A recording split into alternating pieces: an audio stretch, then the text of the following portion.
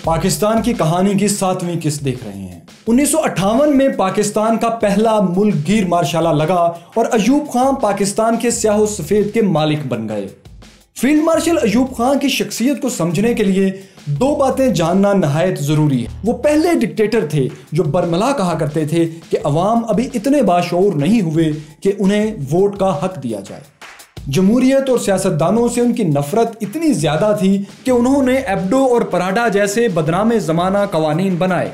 इन कवानीन के तहत 7,000 सियासतदान 7 साल के लिए नाअहल करार दिए गए। नाअहल करार दिए जाने वाले सियासतदानों में साबिक वज़राए आज़म हुसैन शहीद सोहरवर्दी और फेरोज खान नून जैसे बड़े नाम भी शामिल थे।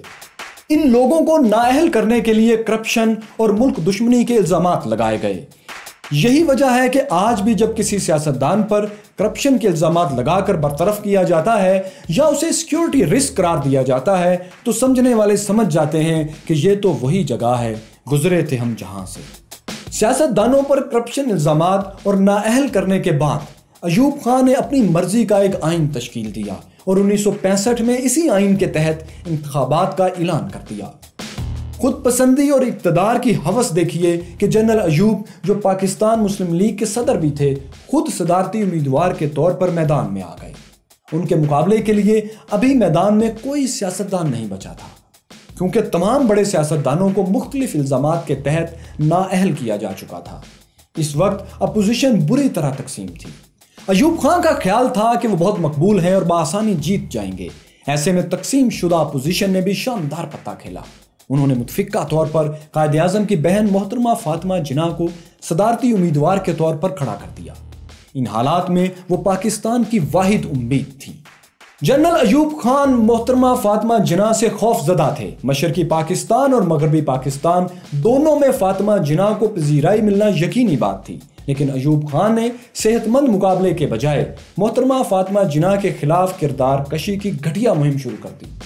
बानिए पाकिस्तान की बहन को भारतीय एजेंट और गद्दार कहा गया। 1965 के ये मुतनाज़ा तरीन इंतखाबात हुए और खुली धांधली के नतीजे में अयूब खान जीत गए।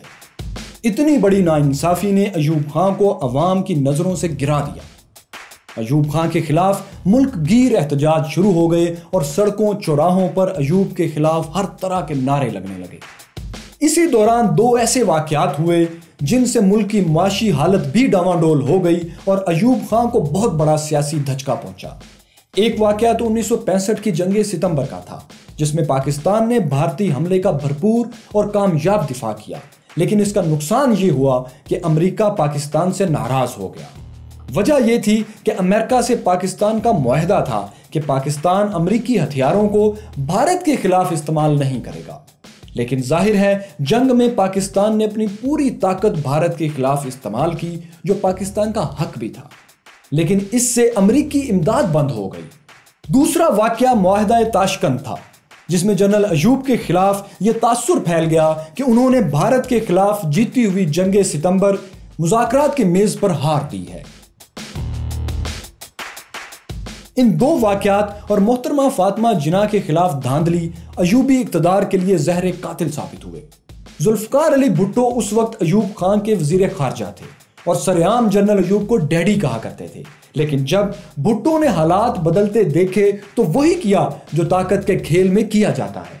उन्होंने अयूब के खिलाफ भड़के हुए अवामी जज्बात का भरपूर फ़ायदा उठाया।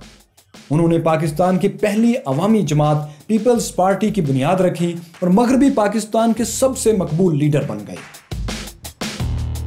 1969 में जब सदर अयूब खान के खिलाफ अवामी मुजाहमत बेकाबू हो गई तो आर्मी चीफ जनरल याहिया ने अयूब खान को इस्तीफा देने पर मजबूर कर दिया। अयूब खान ने पाकिस्तान पर 10 साल और 6 माह हुकूमत की। यह 10 साल पाकिस्तान की तारीख के नहायत अहम साल थे। इन बरसों में इब्तदाई तौर पर पाकिस्तान खुलकर अमरीकी कैंप में शामिल हुआ, जिसके चंद मुस्बत नताइज भी निकले।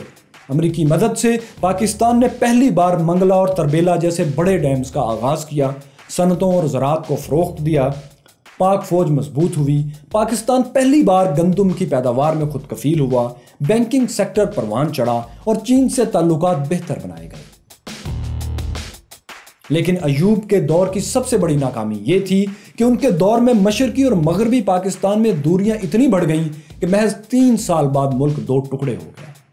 अयूब खान ने अमरीकी इमदाद से पाकिस्तान में इंडस्ट्री को तरक्की तो दी, लेकिन अपने इक़्तिदार को तूल देने के लिए जमहूरी सेटअप डेवलप होने ही नहीं दिया, जिसका नतीजा ये निकला कि अमरीकी इमदाद के सहारे होने वाली तरक्की अमरीकी इमदाद के खात्मे पर खत्म हो गई। मंगला तो मुकम्मल हो गया, लेकिन तरबेला डैम के लिए पैसे खत्म हो गए। तरबेला डैम भुट्टो दौर में मुकम्मल हुआ। पाकिस्तान की कहानी जारी है। पाकिस्तान कैसे टूटा, पाकिस्तान को किसने तोड़ा, पाकिस्तान तोड़ने के जिम्मेदार फौजी जर्नैल थे या सियासतदान, ये सब अगली किस्त में देखिए।